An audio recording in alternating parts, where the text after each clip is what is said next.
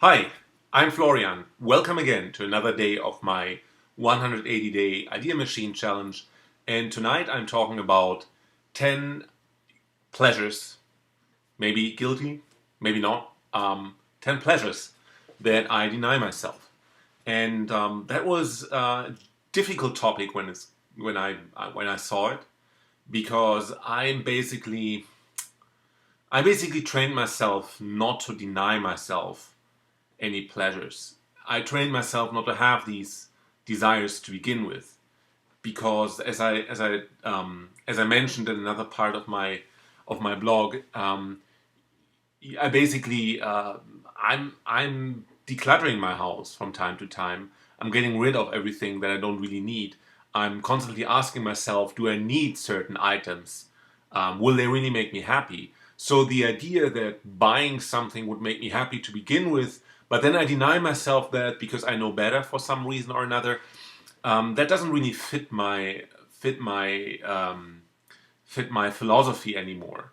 However, I use that as a chance to think about to think about really the items that I don't get myself that I used to get in the past, and then look at what I've replaced them with or what I'm looking to replace them with, right?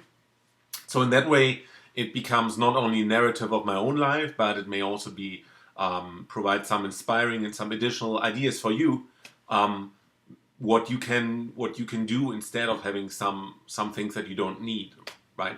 So let's start. The first part is I'm not getting the newest iPhone with a contract. I did that once, not even the newest one, but 2 years ago I got myself, or 3 years ago almost, I got myself an iPhone 4, which was actually free with the contract, and then I paid like $90 per month for the phone contract. Now I still have that iPhone 4 because it's paid off after 2 years, and I'm just paying a $30, $32.10 pay to go contract with it. So the reason why I'm not paying the newest iPhone is that I don't think I really need all these fancy new gadgets. I don't think so. It's attractive to buy a new device, and it is because we think that when we buy a new device, then we're really ahead of the technological curve. But I think that what we really are doing is tripping over ourselves to really conform very strongly to the marketing message that Apple or any other company puts out there.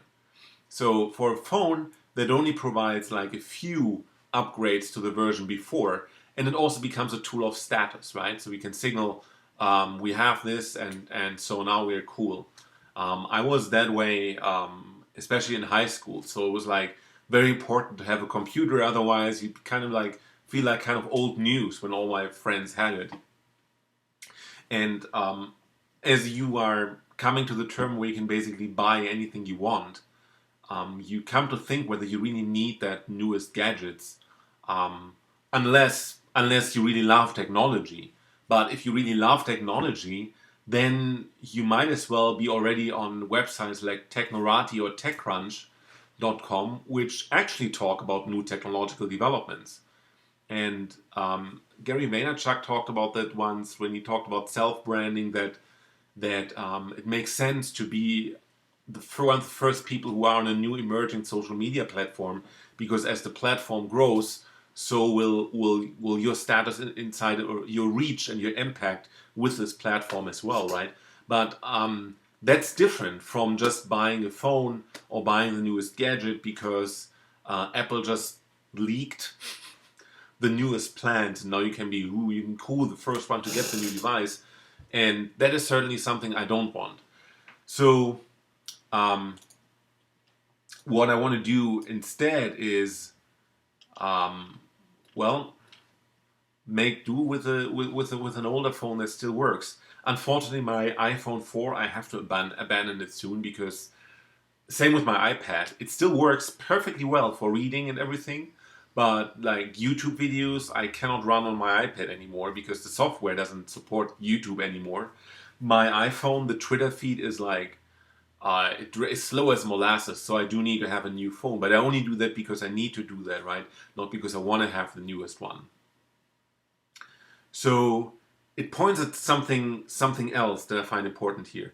Um, so the way you use social media platforms and new technology is basically you tell your story on these new platforms, right?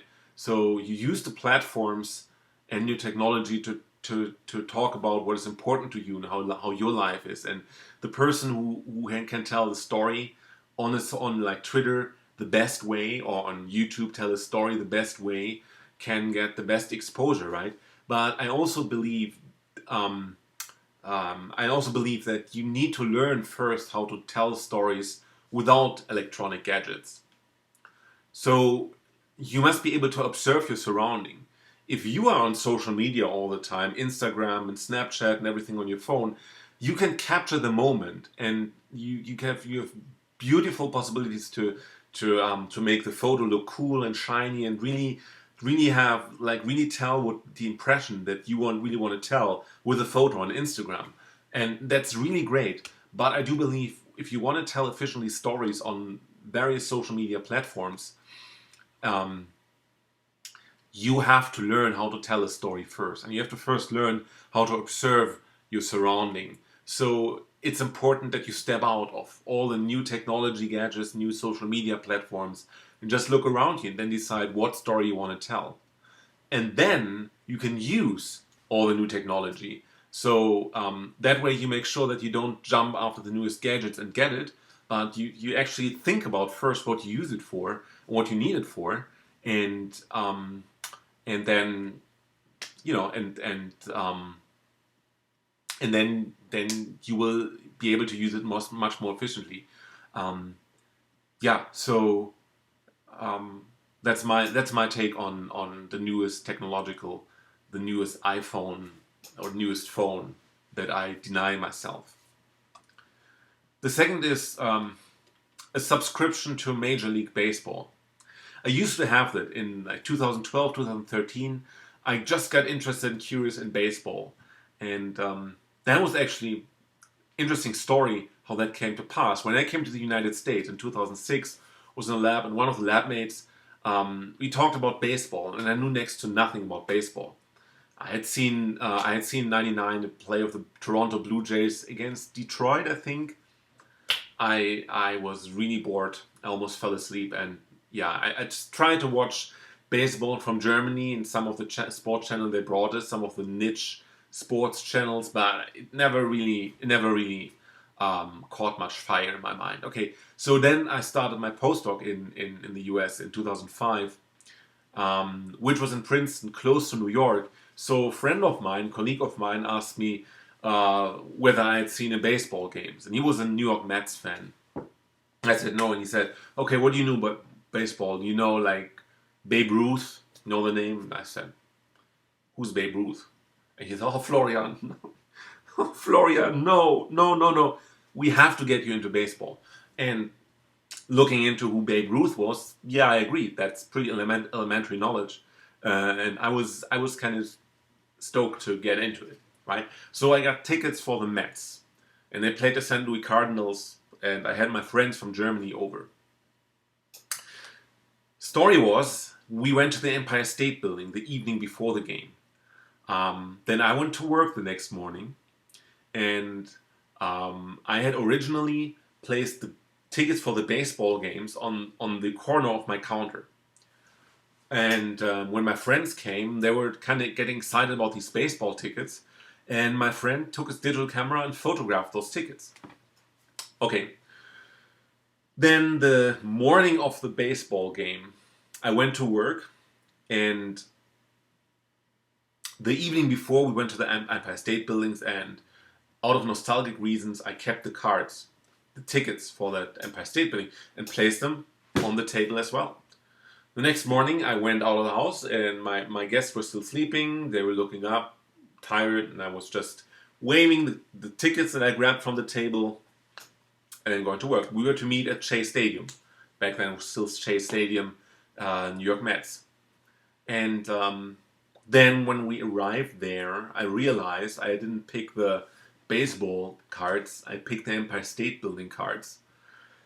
And what we did was we went to the ticket and reclamation counter, and we were able to get the Mets were so nice they refunded us the tickets because my friend had the digital images on his camera and he could point out the number, and they refunded the tickets not after they had a great laugh about what happened, and then we could go to the game. We just missed the top of the first inning, and Bill Clinton was at that game as well. He was in the box behind home plate. We saw him like later on from high above. Yeah, and that's how I got into baseball. And then I wanted to learn more about it, and I bought one subscription for Major League Baseball.com, and it cost like $160, $130, something like that, for a whole year. And I did that 2012 and 2013, and I stopped in 2014 because what happens is you watch like 3 hours or 4 hours of a game like almost every day of the week, and you don't have time to do anything else. So, and secondly, sitting at home and watching sports games is, if I'm sitting here and watching it, or whether I'm there in the stadium, or I have no influence on the outcome of the game. So while I still follow my favorite teams, I'm not buying an MLB TV subscription anymore, simply because I don't have that amount of time. It's great to watch a baseball game. I love watching how the pitchers plays their throws, like really pinpoint precision on the edges of the strike zone. But, not for 162 games in a row. That's insane. I'm not giving money for that. So that's number 2. Instead, what you can do, if you love sports, you can look for your meetup group. On meetup.com, look for the next sports team that you want to join, and then there are lots of baseball teams playing in summer, like just hobby baseball. And that is actually more action than just sitting in front of the TV or even in stadium and waiting for the next inning. Number 3, and this is something I want to take up again, it's going to the opera regularly. In the past, I used to go like one time a month at least. And then the Metropolitan Opera had the subscription player where I could see all the operas without being there, for $160 for a year. And that was a good deal. So you pay like $40 for one evening for the opera, for one ticket. And so you watch 4 operas on the opera player and you got your tickets worth out. Still, going to the opera live is a great experience because you get excited, you look the synopsis of the opera at least, you look a little bit more into history, you maybe bond with some friends a little bit deeper over opera, and you simply enjoy it. It's just enjoyable to sit there and watch, at least to me. And so I'll do that again. I'll do that again in the future. But that is something I was denying myself these days also, because I thought I have just too much to do. But 1 or 2 evenings per month can really not make that big of a dent into my busy schedule, right? It can even be a reward for like working all the days before. Then number 4 is sweets and snacks. This is a very practical reason. I'm on a low carb diet, so I don't want to screw that up by eating sugars. If you are, but still, if you don't eat any sugar at all, you get pretty weak. And during Know Nothing November, I actually failed one day because I felt so weak. I felt it wasn't only a question of willpower not to eat sweets or snacks on any given day. I actually had the feeling that I would feel permanently weak and get less work done because I lacked carbohydrates. So I ate some chocolate bars that day, and I felt it was just necessary. So you want to avoid that like binging, right? Because you deny yourself that all the time. Have one cheat day per week, and if you don't want to spend money on sweets and snacks, then you can like bake a cake yourself, or make some like oatmeal with blackberries and apple and add some cinnamon and sugar to it. It's delicious. Or make an apple pancake with cinnamon and sugar. It's an alternative. You don't need to buy the sugary treats in the store. You can bake it themselves or make it yourself. It doesn't take that much time. But that is one other thing. Money for sweets and snacks. I used to spend a lot of money for that. I think I spent like between $300 and $400 for fast food and snacks per month. So I didn't have a drinking problem, I had a eating problem. So I'm denying myself that.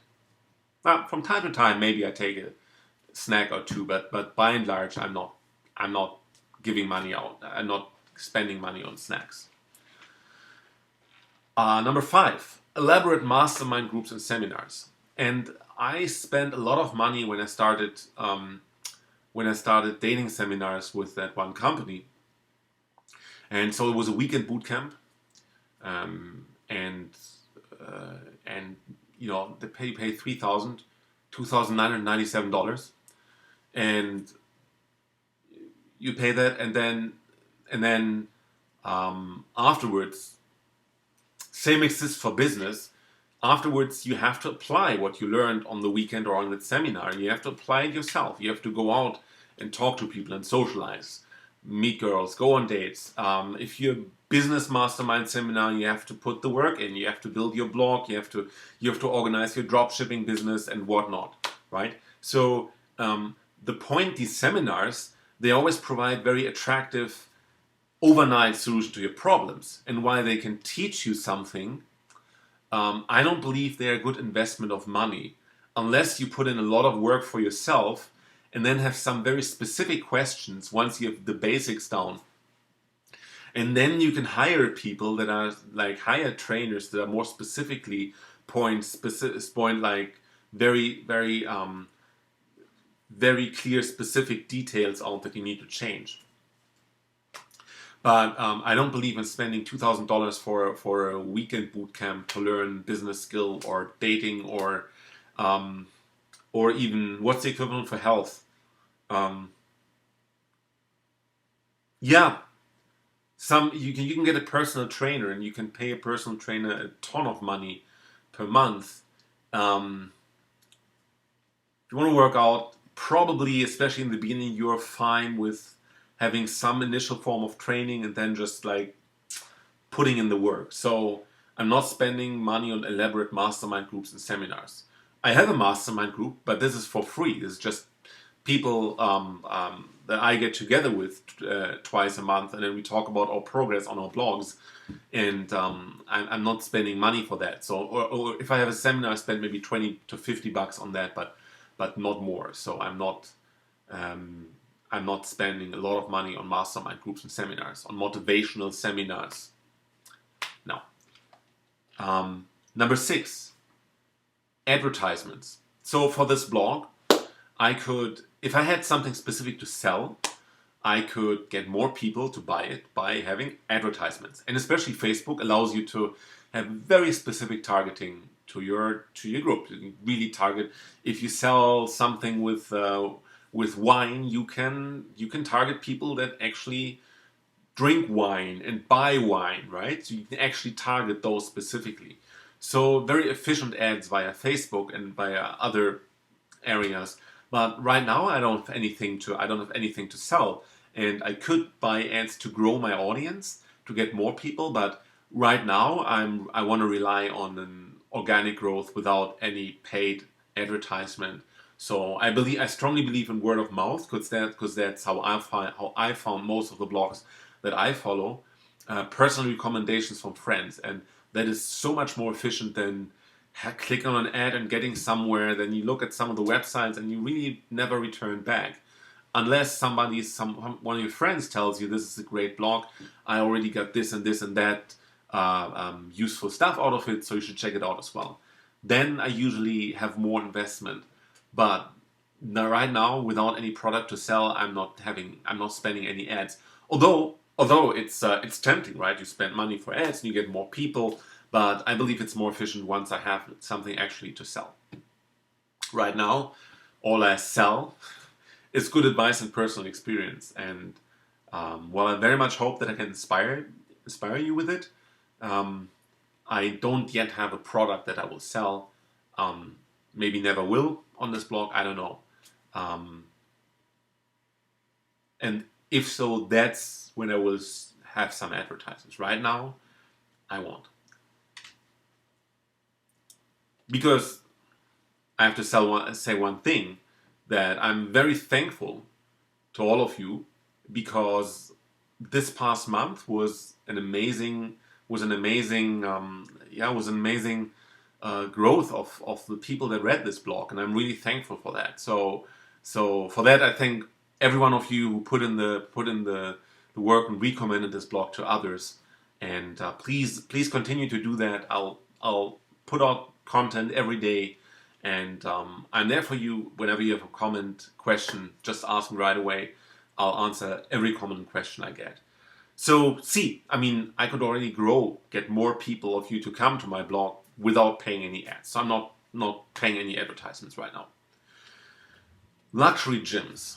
So you can subscribe to a luxury gym, and then this may give you a boost in motivation to work out. And the amenities are nicer and everything. I'm right now not paying for a fancy gym. I believe in the power of basic bodyweight exercises. And in fact, Arnold Schwarzenegger said in his book Education of a Bodybuilder, he recommended that you do calisthenics at home for at least 6 months before you join any gym, so you get your joints used to the new workload and everything, and you're already able to do some work already, right? And you don't break together when you have to bench press the first 70 pounds, which was tough in the beginning when I started doing that. So I'm not joining a luxury gym right now. I'm not spending money on that. I'm subscribed to a gym that's a very basic gym, and that's good enough for me to lift weights and to run on treadmills. That's all I need. Number 8, I'm not spending money on a TV. I'm denying myself that pleasure, even though I'm not really denying myself anything anymore. Like TV, I'm not watching TV at all. I'm not interested. I think it's a time waster. You have to take the program that the TV offers you. You have like commercial interruptions, and I don't even watch Hulu because they have commercials in there. So I rather wait until my favorite TV show is available on Netflix, or like Game of Thrones. I can get it via DVD from Netflix already, right? Just not streaming. And like advertisements in there, no way I'm sitting there and watching advertisements and not being able to do anything. No. In fact, if any YouTube video has one of these 15-second ads before that you have no way of skipping, and the topic of the video is not really interesting, I just click. I just close the video. So I'm not watching TV because I think it's a waste of time. And after doing that for 2 years, I feel no desire for it anymore. Why I think it's a waste of time? Let me tell you, I watched very religiously TV back in Dresden, in Germany, 10 years ago. And then Friday evening was always my favorite TV watching time. And then I always watched like some funny TV show. And after the 10th episode of that TV show, I thought by myself, man, it's always the fucking same in these TV shows. Every episode is like the other. It's just a different type of story. But the stories always end the same way. It's always the same. There's no creativity. I'm actually wasting my time on rewatching something that I've already watched the first time. So that was when I decided to ditch my TV. No TV. Rant over. Number 9 is similar to the first part, technological gadgets. Some people have to buy the newest stuff, right? Not only the iPhone, the newest technological, like these quadcopters that you can remote control, and the newest watches, and all these kind of things. That is just. For a while, I didn't even have an iPod. I had a normal Samsung MP3 player instead. And only when that broke down, I got the very simple version of an iPod.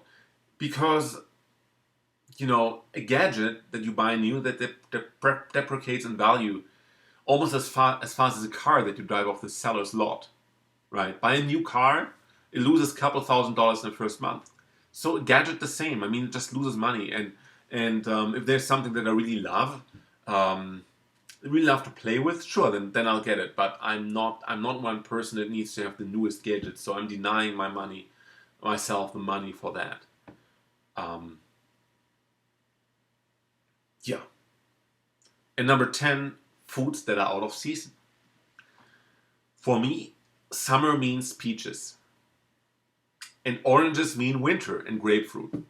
So I'm not getting any grapefruit in summer, even though in theory you could get it in today's grocery stores, but I'm not doing that. So therefore I'm not paying more money because out of season fruit is more expensive than buying within the season. And I'm also, for me, like cherries and peaches and nectarines, that's summer, right? And grapefruit, that's winter. So I actually know there's summer when I see the peaches are coming out in the grocery store, and that is actually a very nice feeling. So that's number 10, and that's it so far. Two things that I'm never denying myself permission to buy. First one is books. So a friend told me once, money spent on books is never wasted, and I agree. Books, if I'm in doubt, I'll buy the book. Unless it's really expensive, some books cost $100, then maybe not. But 10, $20 for a book, no, it's a steal. Always. There's so much knowledge and information in there. I will spend the money on books. And inviting someone for food or a coffee, I have this rule. I'm not buying a coffee at Starbucks really.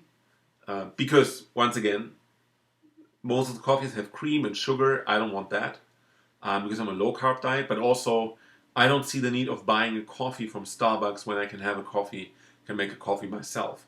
However, there's an exception. When I have a friend with me, I'll invite the person, or like a colleague or anything. Then I invite the person. First of all, it's nice. I like giving and donating value. And second, it's an investment, right? So an investment is strengthening a connection. And, I don't want to be a cheap person. I don't like cheap person because, as I said before, in another blog post, if you are giving things, right, then your mind automatically thinks you must have it. So the logic, your mind thinks, oh, only somebody who has a lot of money can give away money. So by the act of giving away money, my mind thinks subconsciously now I must have a lot of money, right? And that's why I like to practice abundance, because ultimately giving something makes myself happier, right? And that's it for today. All right. Thank you for listening. I appreciate your attention. If you enjoyed this video, click on like. And if you have a comment, just let me know. I appreciate your comments and I answer every one of them. And so far, this was the middle of the week. See you again tomorrow, and wish you enjoy the first nice week of December. Goodbye.